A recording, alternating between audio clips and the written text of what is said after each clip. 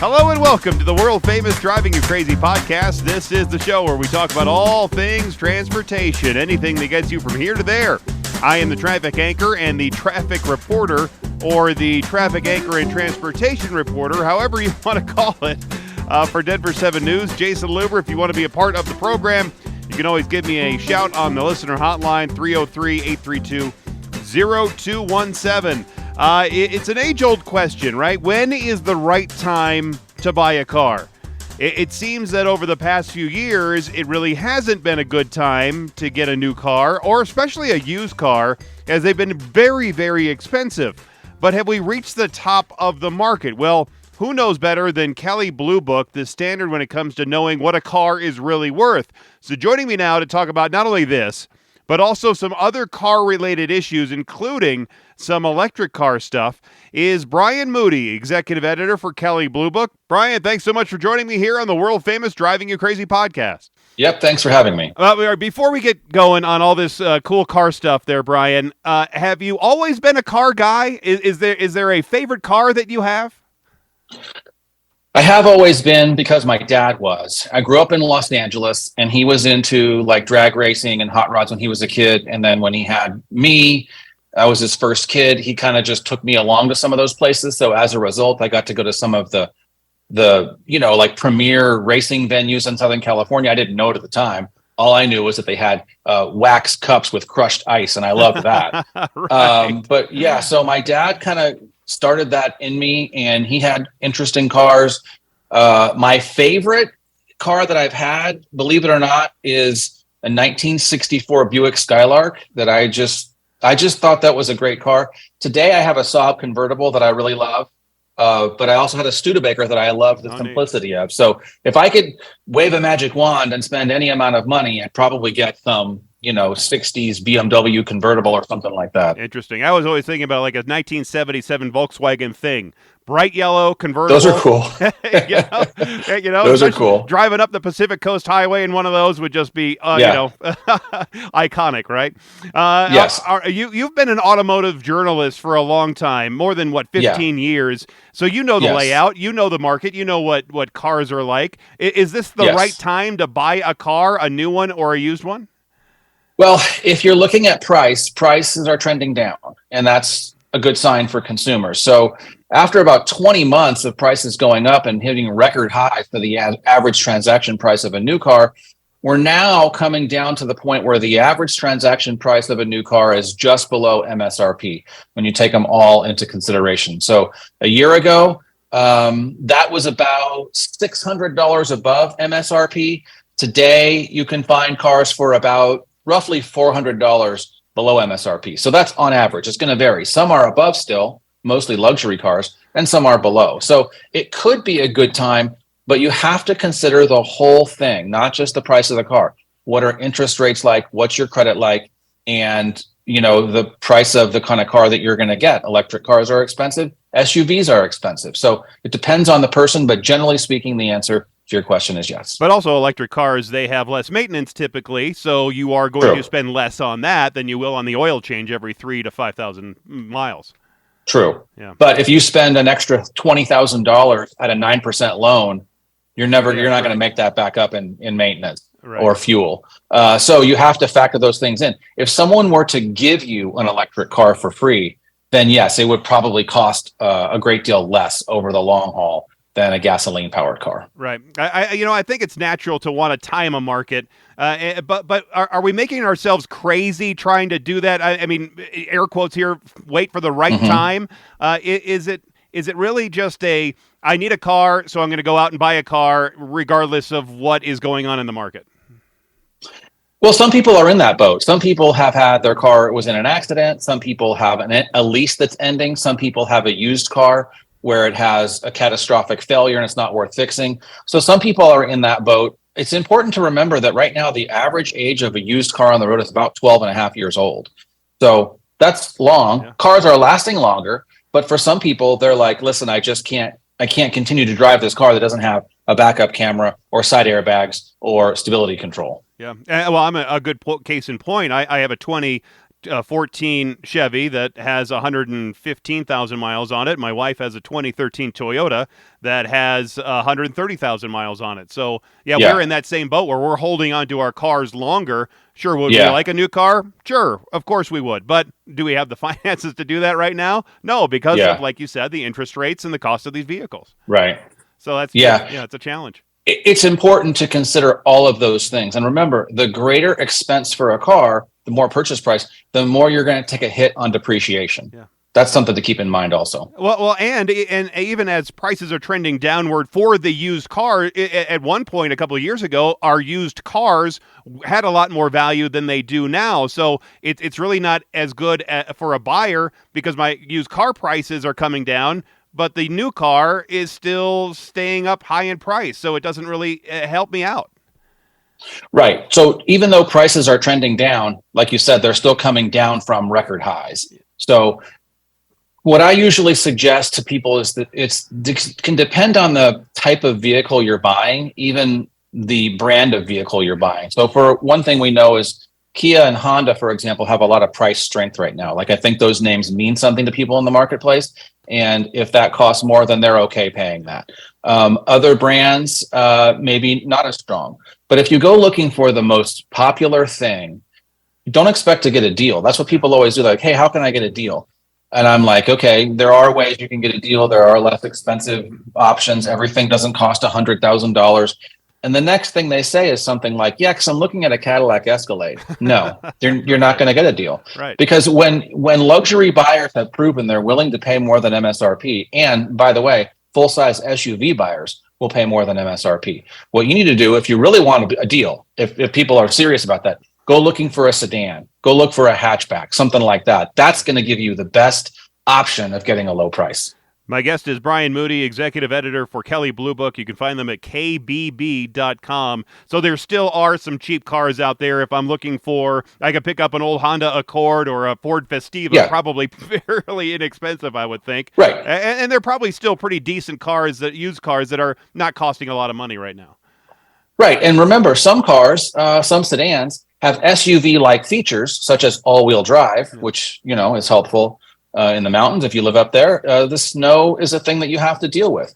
All-wheel drive, heated seats, cargo nets in the trunk. You don't have to get a lifted Jeep just to get around in 5 inches of snow in the city. You don't need that. I get that you want that, but if you also want to save money, looking for, say, even if you get something new, an all-wheel drive Corolla would be a great example. The Sienna is a Toyota that has all-wheel drive.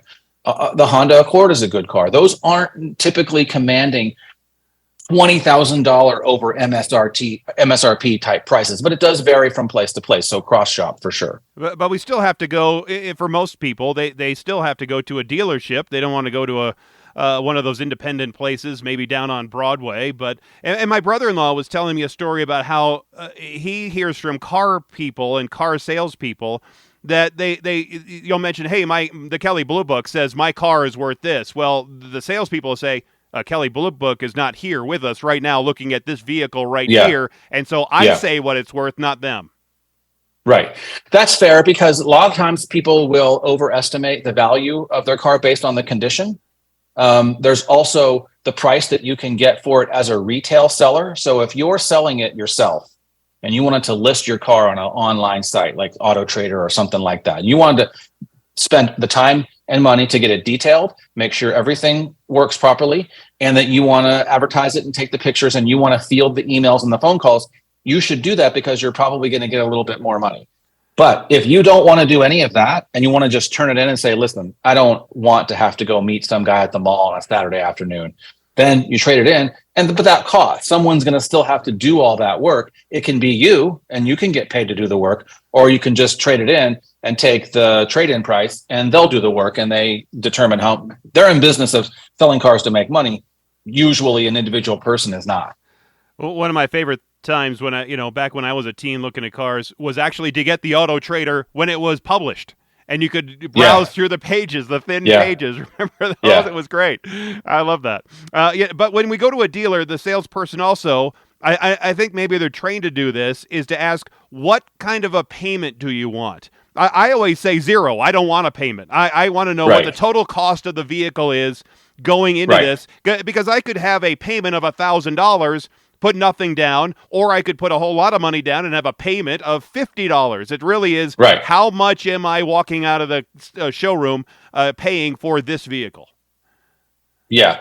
Well, that's smart. And I'll tell you one thing that people don't often keep in mind is that when you ask for the payment, the truth is I could sell you a Ferrari for $500 a month. Yeah. I could do that.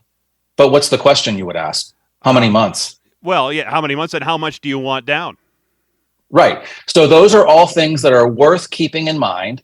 You want to put down as much money as possible when you're going to buy that car. You want to know the purchase price, and then you want to make that payment fit your budget. You want to know, okay, so the payment doesn't work. I need to add $50. I need to add $100. I need to add $1,000 to the down payment, that kind of thing. But keep in mind, it's not just monthly payment. The longer you pay, the more you're paying, because interest is applied to all of those payments every month. And I guess it depends on the interest rate, because you always hear from the different car makers, whether it's Volkswagen, who says they have the lowest interest rate on this car, or if you go out and get it yourself, unless you're getting it at a, let's say, a credit union, you might pay 5 or 6% for your car interest rate, which is pretty high when typically they've been in the 2s or 3s. Right. Today it's between 7 and 11%. Yeah. So it's even higher. And that adds all those extra costs on Yeah. in your vehicle. Yeah. And remember, here's something I don't think people understand. We're not really in the period of like big zero APR financing right now, but sometimes we are. Sometimes you may see a special. The truth is, those rates are for people who have excellent credit, the best credit. So one thing you should do before you even start this process is know your credit score. If you don't know your credit score, go online and find it for free, because that's going to determine what kind of a rate you get. Showing up and having the guy, like, that's the idea that, yes, you're right. The salesperson at the dealership, their job is to sell cars. Right. That's what their job is. Well, their job isn't to make sure that you know your credit score. Their job isn't to babysit you and make sure you had a good lunch. And their job isn't to make sure that you have a family that fits in the car. That's all your job. Make sure your stuff is going to fit. If you have to bring it, then bring it. If you're going to overspend, make sure you don't do that. That's your job to do that. And you should know the interest rate, your credit score, and I would say get pre-approved from your credit union or bank. Oftentimes the dealer can beat that, but give them a chance to beat it. If they do, then great. If not, then you have something all ready to go. Yeah, I would think that the finance guy at the dealership would probably rather you have lower credit, so you're going to have to pay a higher interest rate, and then they will bring in more money. Well, they're going to make money on that no matter what. I think they would prefer that you know what you're doing so they can get your deal wrapped up quick and move on to the next guy, because they're not going to make all their money off of you. Right. They're going to make their money off of selling that package or that car or that deal to 10 people that day, not just one guy who doesn't know his credit score. My guest is Brian Moody. He's the executive editor for Kelley Blue Book. Again, you can find them online at kbb.com. The link will be in the description of the show. Do you think the deals right now are better for new cars or used cars as those prices continue to come down? Generally speaking, the deals are better for used cars, but the used cars have a higher interest rate. So it's one of those things where you might be looking at a 3-year-old used car, and then you add the interest rate to it, which is oftentimes higher than the interest rate of a new car. And it might turn out that you're better off just buying a new car. So it really, you have to do your research. Here's one thing we know, that when it comes to used cars, the most abundant used cars are the more expensive ones. If you're looking for something under $15,000 or under $10,000, those cars are in the shortest supply.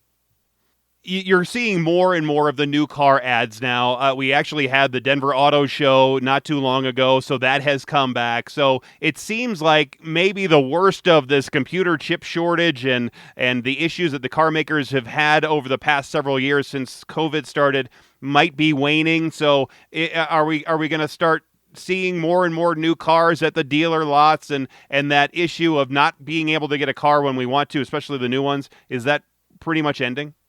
Yes, that for the most part is over. At one point around this time last year, there were roughly double the number of used cars available across the country as there were new cars. Today, that's about even. I think across the country, there's roughly, I think something like 2.1 million, 2.1 million used cars and 1.9 million new cars. Something let's just call it even. But it used to be that there was a shortage of new cars, and that's largely gone away. Are there any other of those supply chain issues that are lingering in the auto industry? I was talking recently to somebody who is into the car repair side, and they are still having problems getting parts that they need to fix these cars. And sometimes the body shops will say, look, we are going to be backlogged with these parts for like 6 or 8 months, so it's almost better to total the vehicle and then take those parts and put them in other cars rather than try to fix this one and wait for new parts. Well, there is a domino effect. And what you saw was many automakers stopped making cars for a short period so they can make medical equipment, if you remember that. Right. And then also a lot of them slowed down their production because they were afraid the customers just wouldn't be there during the COVID. It wasn't necessarily the COVID was the problem. It was the handling of COVID that was the mistake. And so, but people acted the way they acted and they made the choices they made, and it's a domino effect. So when you stop something in real life, not virtual online, it has a domino effect. So later you're going to have a shortage of something. And so, yeah, I'm sure they used up all their parts to make the new cars that we now see plenty of. Yeah. And so that's one more thing that could be lingering. Manufacturing extra parts for cars that need to be repaired versus manufacturing parts for parts to go into new cars. That's something that each manufacturer and supplier has to deal with. You may be waiting for a while if you have a car that needs a major repair. And some of the manufacturers are designing parts and having parts that are created for only electric cars. Since GM is just going all electric, there's no need for them to start replacing parts of an engine that they aren't making anymore. Yeah, that's true. That's something that they're going to have to do. But they need to keep making parts long enough to honor the warranties on all those cars. Like, let's don't kid ourselves. You could go buy a brand new Chevy Suburban powered by a gasoline V8 right now.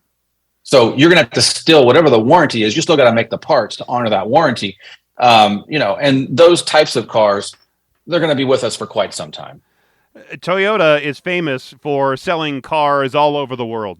Especially in parts of the world that don't have charging infrastructure and probably won't for decades to come. Do you think Toyota will be one of those car manufacturers that will always be making ICE cars? It's hard to say I don't know about always, but I think it is a proven technology. I do think that things tend to go in cycles. I think that sometimes we misjudge the future. Just as a simple example, well, why don't we have flying cars yet? The technology is certainly there because that was a thing that was promised in the past for the future that just didn't come to be, and probably we might not want it. I think that the advice, if someone were to give you advice and say, you know what you should do, all eggs in one basket, most people would say, I'm not going to do that. That's irresponsible. Right. And I think Toyota sees that too. Toyota has developed excellent hydrogen technology, as well as hybrid technology, as well as battery electric vehicle technology. And there's no reason why they wouldn't sell all three of those side by side. Ford does the same thing. You want an electric Mustang? Got it. V8 powered gas Mustang? Done. What about a diesel powered pickup? Done. What about an electric pickup? Done. The more options you give consumers, the more you're going to have to sell. Those companies are there to be profitable, not to just arbitrarily make decisions about guessing what the future is going to be like. You wrote an article for Kelley Blue Book, and you can read it right now on kbb.com. You call it busting the myths and the fears of buying an electric car. And some of the fears that we were talking about before starting the show here were really about education and getting people knowing when to fuel. And I was thinking about, as we were just talking about Toyota, when you're looking at people in India that are buying Toyota cars, there isn't an electric infrastructure there to plug in your vehicle like they are pushing here in the United States. And so I think different parts of the world are going to see advancements in electric vehicle technology faster than other parts. Yeah, that's true. That's totally true. And I think that there are some myths about electric cars, some things that just are proven to not be true. But I also think that there are some legitimate concerns. I think one of those concerns is, where do I charge my car up? Most people, you had given an example before. And I agree with your example. Most people are looking to eliminate complexity from their lives, not add to it. And so 80% right now of electric car owners charge their cars up at home. If that's the kind of person that you are, if you have that ability, great. It's going to be a great experience for you. As a product, as a machine, electric cars are actually quite good. And I think the average person that drove it, except for maybe a gearhead or whatever, someone who's super into cars, I think the average person would like it. But just because they would like it doesn't mean that it's ready. It doesn't mean that it's perfect for now. There are some great electric cars, but I don't know if the average person knows that your range is diminished by super cold weather. Yep. I don't know if the average person knows that your charging time is lengthened by super cold weather. And also the charging stations that are near where I live, there's no other services around. It's kind of off by itself. Yeah. If you want to sit in the car and run the air conditioner or the heater, well, now it's going to take longer. So there's all these things to consider when you're at the gas station, and hydrogen cars work this way also, by the way. If there's a line of 3 cars ahead of you, what are you going to do? You're probably going to wait because it's going to take them 5 minutes at the most to gas up their car. If you're at an electric charging station, there's 3 cars ahead of you, the minimum, that's 3 times 30 minutes. And now you have to decide. I don't think it's range anxiety people have. I think it's time anxiety people have. The car will go the distance, they say, most of the time. But how much is it going to take you time to charge it back up? Do it at home? Great. Oh my gosh. Best of all possible worlds. That would be great.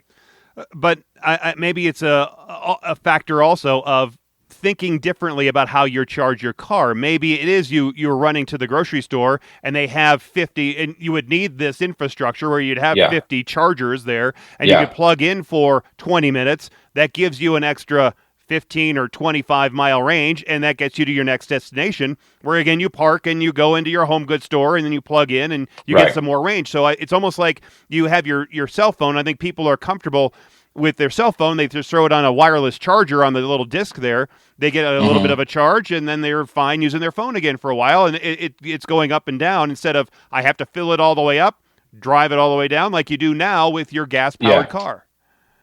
Right. There are places that offer convenient charging. My wife and I had a plug-in hybrid for some time, and we charged it up at home every time we had the chance, and we were getting about 80 miles to the gallon. That's pretty good without trying. When I suggested to my wife that she go to the store with our daughter to look for school clothes, and that when she was there, she could try to find a charging station to charge it up, you know what her answer was? No, thanks. I'm not doing that. Right. I'm not doing that. Mine because would be that's one way. extra. It's one extra level of complexity that I'm not interested in. Yep. I'm just going to go to the store. I want to get in and out as quick as possible. I don't want to drive around extra looking for something. Right now, we see a lot of electric car owners who are early adopters. Finding a charging station and plugging it in and being different and all that, that's part of the fun. Right. Pretty soon, we're going to have people who aren't early adopters, and they're like, that isn't part of the fun. I just want it to work seamlessly every time without any questions. Yeah, and there are people, as I'm speaking to Brian Moody, executive editor for Kelley Blue Book, who live in apartments. Denver is classic for now building a lot of new condos, apartments in the downtown area, and you can't run an extension cord from your 8th floor window on down to the street to your car if you have one. Right. I'll tell you a myth that should be debunked right now, and that is that people who live in apartments wouldn't be able to afford an electric car anyway. That's completely false. Many cities like Denver, I would say Aurora is probably like that. I would say Telluride's probably like that. I would say New York and Los Angeles and DC are like that. People choose to live in apartments because that's how they choose to live. They don't want to mow the grass. They want someone else to do all that. Right. Well, they have plenty of money, these people, and they could afford an electric car, but they don't have an option for charging it up at their facility where they live. That has to be fixed. And it's going to have to be, like you said, it's not going to just be 1 or 2 in the mall parking lot. It's going to have to be 50 or so.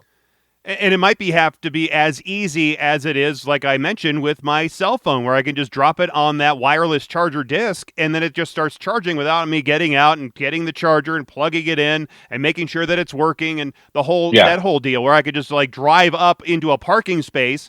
It senses that I need some charge. My car will say, "Do you want to start the charging?" Yes, I'll hit a button. I'll get out, and it's charging.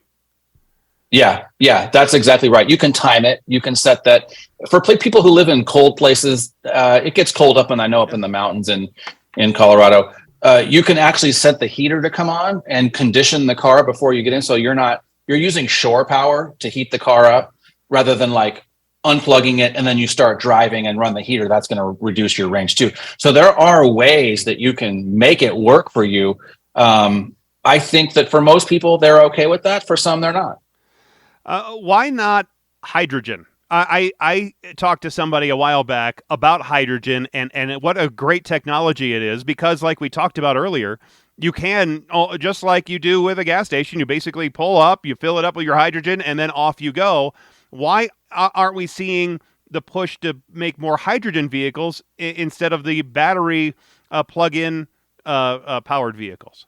I don't know, because everything that you just said is completely true. Those hydrogen cars, they emit nothing but water vapor.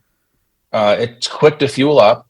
I've driven hydrogen cars. You can, in California, you can go buy one right now, or at least lease one. Right.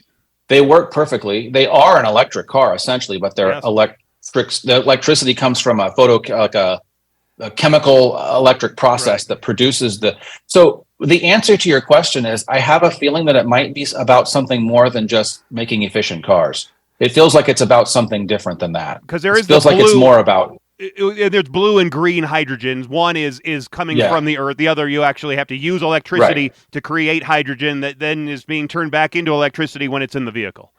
Right, but you have to create something to create the electricity that you charge electric cars up with too. Whether it's a fuel of some kind fired plant, whether it's the land that you tore up to put the solar panels in, or the animals. I don't imagine that the animals in a certain patch of land would say, "Oh, we don't want any oil pipelines here." But as long as you're going to crush my family for a solar panel, that's okay. Go ahead and do that. So all those things, it's always going to cause harm.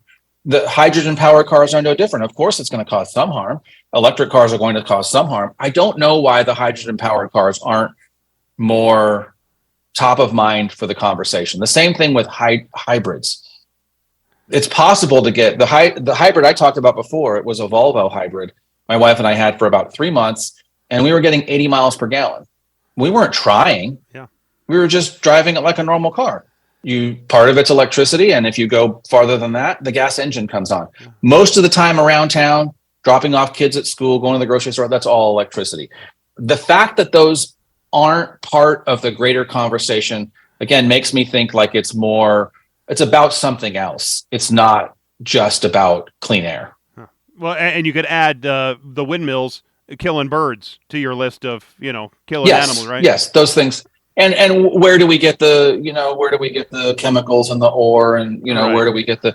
So I think one thing that's good is that, politics aside, I think the designation or the requirement that electric cars have their battery and their element sourced here in the U.S. as part of the Inflation Reduction Act, I think that's actually a good thing. I think that's going to help make sure that the supply chain is not interrupted. I think that the people that put that into law are well-meaning. I think that they want what's best. If it can be done in practice, I don't know, but I think at least it's a good start to say, hey, let's have Americans benefit from this change to electricity and not just other places in the world. Yeah. And it seems to me that the hydrogen model is more suited for long-haul truckers than it is for the battery plug-in model, because you need to have that power, the range, and you get it all with hydrogen right now, more than with the batteries. Yeah, that's totally true. And like you said, I think that when you think about trucking and when you think about transporting goods and services across the country, what's the best way to say it? The most efficient use of your time in refueling is an important part of the overall cost of goods and services. Right. If a driver has to sit someplace for an hour or 2 or 3 to charge up twice in a trip, that's adding cost to the goods he's transporting. If it takes him 5 minutes or 30 minutes, half that number of times, then you don't have to add that cost to the goods and services that we're ultimately going to buy at the store. That's why the Hyperloop was such a great idea, to move goods and services more so than people across the country. Getting stuff from Chicago to St. Louis and to Atlanta is way more efficient with a Hyperloop system than it is driving by a truck. Right. And I think there's a lot of applications where electric trucks and electric service vehicles make total sense. think about parking meters and how you have to drive around and check those. Should that car be electric? Probably. The same with airport shuttles that could run on a loop, just go back and forth transporting passengers. Do we need to have an 8-cylinder diesel engine idling at the airport waiting for No. I mean, that's a perfect example of something that should be electric. Driving people back and forth from the airport gate to the parking lot all day, every day, that should be an electric vehicle. That totally makes sense. Same with in-city deliveries, urban deliveries. Electric pickup, perfect. And it could even be an autonomous electric vehicle if it's just making the same route every time, where it's not going to deviate from maybe even one dedicated lane. Well, I think the idea of self-driving cars is kind of like flying cars. It's like it's a promise that I don't think is really going to come true. But on a pre-planned route, I don't know if you're familiar, like, some cities, Memphis has this, San Francisco has this. They have like a trolley system, or they have these muni buses. They go on a set route. Well, that's the perfect example of how an autonomous or an automated shuttle service could work. The idea of you buy a car and it just drives you to your destination, full stop, all by itself, I think we're far from that. But we can get close. General Motors has this thing called Super Cruise on the freeway. Hands off, the car drives itself, even change lanes. That's where we are now, and I think we're going to be there for a long time. But I also don't think autonomous is the right word. I prefer to use the word automated. To me, autonomous is when you punch in the coordinates and say, hey, I need to go to work. And the car says, I don't know, I'd rather go to the river today. And that's autonomous. Right. It's got a mind of its own. I don't really feel like going to work today. I think we're going to go to the river and hang out. So skiing, I'm going to go up to the mountains. But an automated car is what you see in some of the GM things. Some of the steps are automated. Ford has the same thing, and other brands have the same thing. Instead of living in a van down by the river, the van is living already by itself down by the river. It's just going to go down there. Yeah, that complete autonomy is. I don't care what you say. I'm going to do this. Yeah, Chris Farley would love that. As we're talking about, as I'm talking with Brian Moody, executive editor for Kelley Blue Book, do you think that General Motors maybe went all in too fast, too hard on going all electric and didn't decide to wean off of the ICE vehicles or hybrid vehicles and just go, we're going electric and that's the way it is and we're going to plow forward? Well, they are weaning because there's no reason why they couldn't stop selling Suburbans and Tahoes tomorrow if they wanted to. They could just stop. But they're only making now electric cars as they move forward. Right. They said that their intent is to do that. That's a word choice. Yeah. If I said to you, well, I intend to pay you back that $500 I owe you, you would go, what do you mean you intend to do it? Intend means that's what their goal is. Yeah. Sometimes goals are met and sometimes they're not. They just introduced a Corvette with a new V8 engine and a hybrid powertrain. Yeah. Okay. That's something to consider. Their Suburbans, Tahoes, and trucks have V8 powered engines. I would assume those will be around for quite some time. So they're weaning themselves, which is fine. They have every right to do that. They don't want to be irresponsible. They want to do it in a responsible way, which is perfectly fine. But they're not going to switch to electric cars tomorrow. They're going to gradually get there. So are these goals that the politicians are putting out there in the next 10 to 15 to 20 years to have all electric cars through, only sold in their states? I know California is classic for that. Are those goals too lofty or too rigid? I think different people will be in power when that happens. And I think that those promises are often short-sighted and probably too ambitious. But let me come back in 20 years and see what happens, because I could be wrong.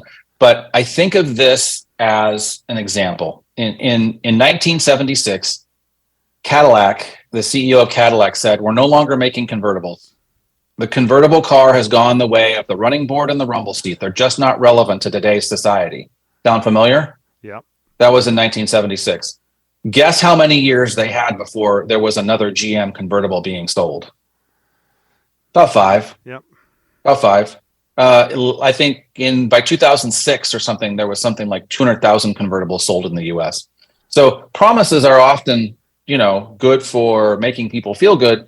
But when the rubber meets the road, I think a mix is important. A lot of people can make an electric car work, and it's going to be great for them. Some people can't. Going back to your article about busting the myths and fears of buying an electric car, you talked about that the cars are looking futuristic, but they also act just like your regular car. Why do they make them look so futuristic? Is there a reason it can't just look like a regular, like a regular Chevy that I could buy right now? You know? Well, there's a couple of reasons for that. The one is that most cars today have. Remember back in the time when it was like, oh my gosh, this car has cooled seats. Yeah. Wow. What a revelation. This car has adaptive cruise control that can monitor the speed of the car. Okay. That was cool. Today, you can get all those features on a Kia or a Toyota. It's not features alone is not enough. Or a BMW with a subscription. Or a BMW with a subscription. Exactly right. Now, the thing they have to trade on is compelling design or interesting styling. If you look at an electric car maker like Polestar, for example, they have very compelling looking cars. They don't look exactly like something else. The same with Kia. Kia has this car called an EV6, probably the first electric car that actually looks like it's from the future. So there's that reason, but there's also the reason of aerodynamics. The aerodynamics make the car slip through the air more easily, which makes the electric motors and the battery more efficient, and it's all about range. You want to be able to go farther than the other guy's car. But some of that lighting in there is almost too much. It's like I'm walking into Futureland at Disney World, where it's just all this neon type lighting, and it's blue hues and the purples, and it's just a little bit too much. You can turn that off most of the time, but one reason that you're seeing that is that electric cars are very expensive. The average price of an electric car right now is about $60,000. Yeah. And so for the average person, that's a lot of money. But what they do is to make you feel like you're getting something worthwhile, they add stuff. We want to have these Napa leather seats. We want to have this big sunroof in there. We want to have ambient lighting and a high-end stereo and all these things that if you were to purchase a car for the average person that was $60,000 and it looked like a run-of-the-mill car from 10 years ago, and didn't have anything nice inside, most people would say, I don't know, so why I would spend $60,000 on this. They're spending $60,000, $50,000, $70,000, whatever it is. And they like the idea that like it's got some bells and whistles. I'll give you a perfect example that doesn't cost any extra money, doesn't cost any extra weight. In Kia vehicles, and I think in some Genesis vehicles too, they have this parking monitor camera. It's hard to explain, but it looks like there's a drone hovering right off the side of your car. It shows the entire side of your car. It's really compelling. It's cool. If you're the kind of person that likes electric cars, you're going to look at that and go, oh my gosh, this is cool. And you're going to want to show all your buddies. Yeah. So how much is that worth? Right. $3,000? I don't know. I mean, if you had two cars that were identical and one had a luxury badge and one didn't, some people will pay more for the one with the luxury badge. I won't. But some people would pay. I asked people this. One guy said he'd be willing to pay $10,000 more for a luxury branded car if he knew the performance and features were identical.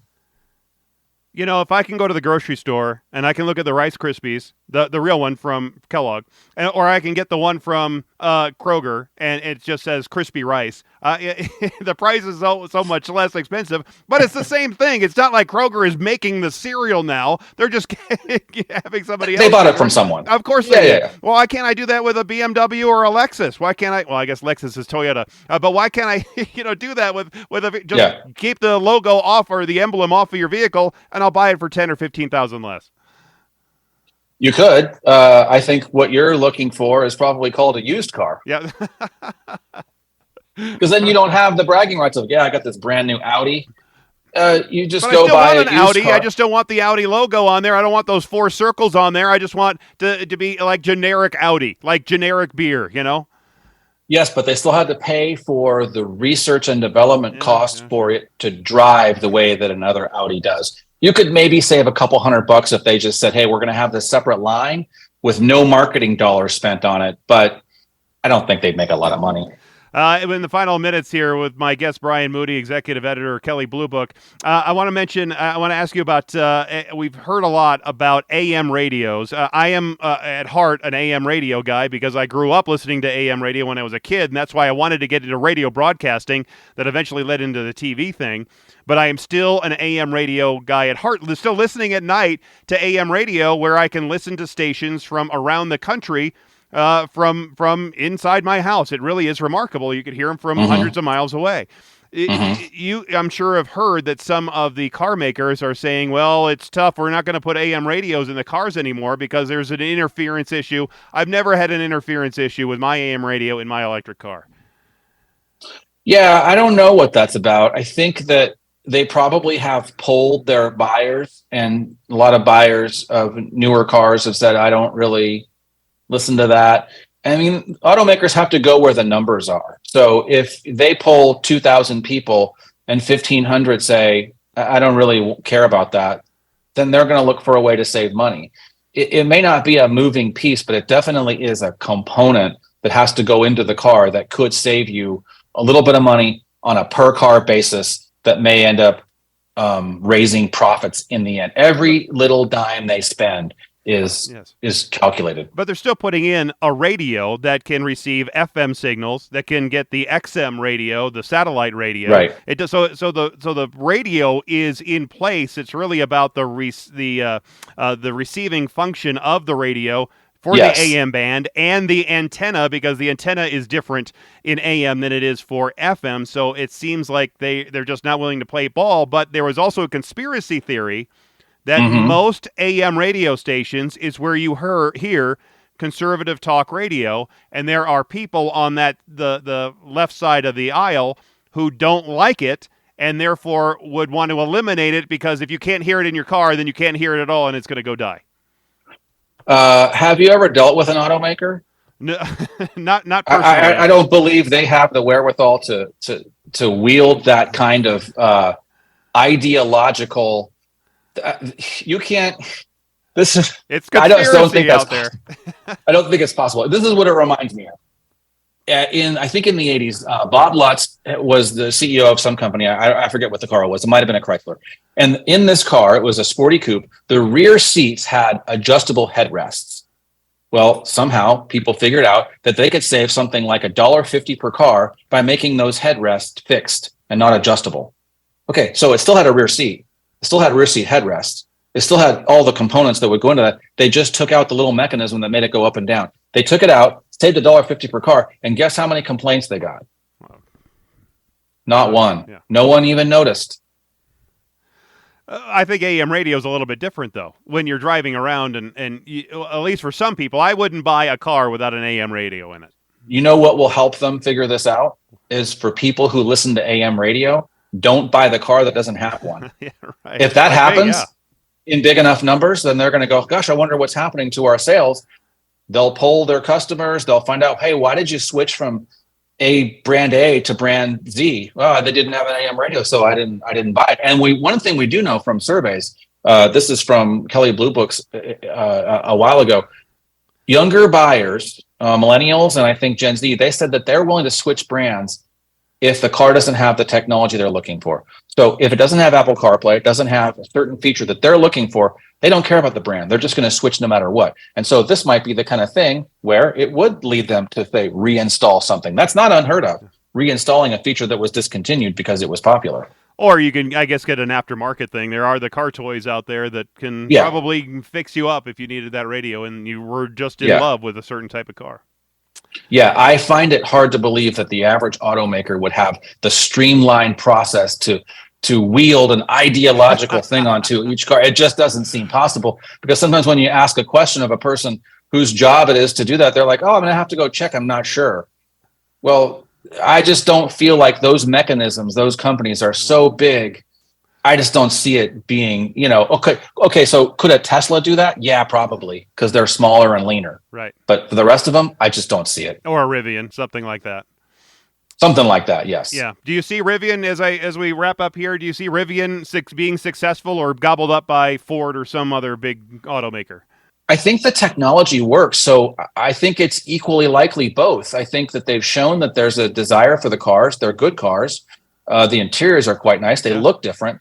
But as we've seen, it takes a Herculean effort to get an all new brand off the ground and move into those top spots.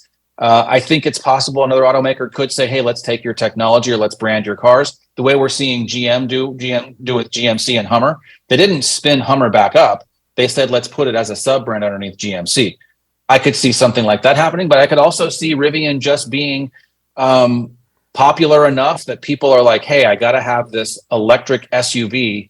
And I could see them rising to the occasion and selling hundreds of thousands of cars per year. Yeah, I've seen a few around here, and yeah, they are really cool. I just concerned about the people that own them now, that they're going to be looking for parts in the next 10 years and not be able to find any.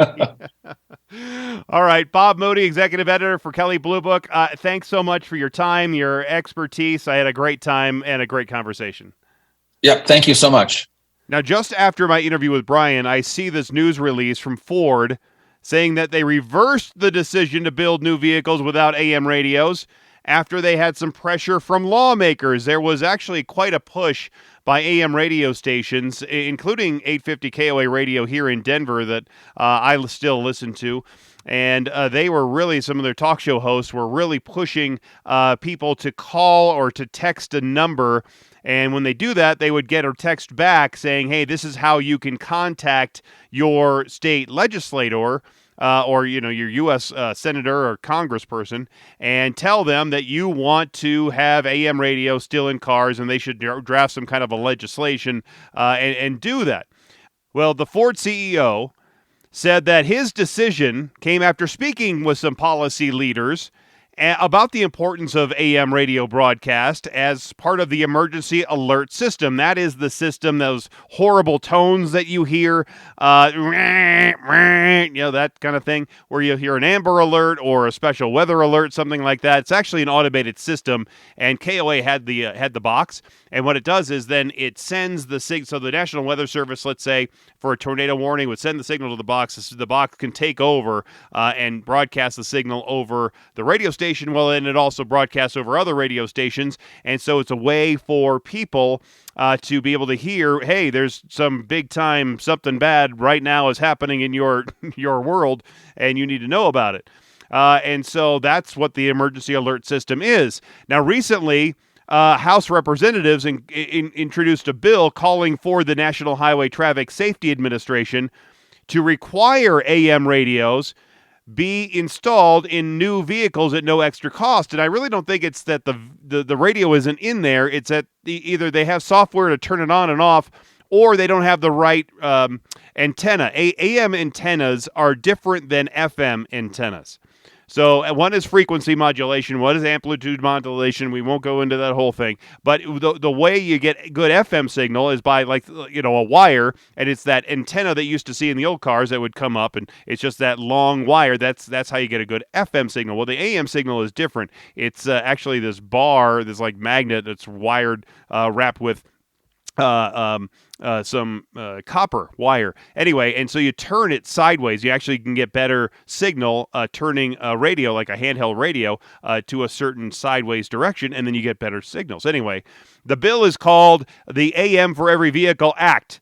And they argue that AM radio has historically helped transmit crucial information during emergencies, particularly to rural areas where you might not have an FM signal. That signal doesn't go as far for FM, usually about 70 to 80 miles. AM signals, especially at night, can go hundreds and hundreds of miles. From Denver, I can listen to KNX radio out of Los Angeles and 850 KOA radio. When I was doing this Broncos trip, this was like for the Miami Super Bowl, John Elway's last game against the Falcons. I was in Mississippi at the Mississippi River, and I could pick up the radio station as if I was sitting in my house. So the AM signal, especially at night, because the way the signal bounces off the atmosphere, it can travel a long distance. So when you're out there, you can still pick up an AM radio. Now, Ford is not the only automaker saying they were going to eliminate AM radios in new cars. Tesla's, BMW, Volkswagen, Mazda, they were all going to take AM radios out of their new electric cars, saying that it was the electric engines or motors that interfere with the AM signal. Well, I have an electric car. I've had an electric car for the last, 11 years, and the AM signal works just great. And so I think that's bogus. As I was talking to Brian about. Anyway, the companies say now that electric engines, they're interfering with the sound of the AM radio station. And there's a lot of smart people, I think, that are designing and engineering all of these cars. And I'm sure if it was a real reception issue, they could probably figure that out. The Alliance for Automotive Innovation, it's a trade group that represents major automakers. They criticize the legislation, saying that the AM radio mandate is unnecessary.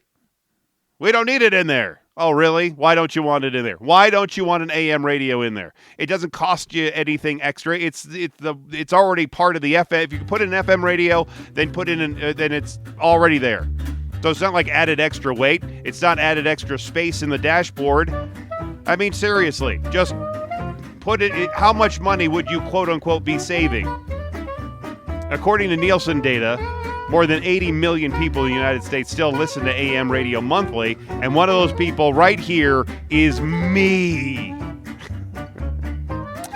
Anyway, so that's that. Thanks again for being here. Thanks for listening, and until next time, I'm Jason Lipper, the traffic guy. Be safe, and as always, happy motoring.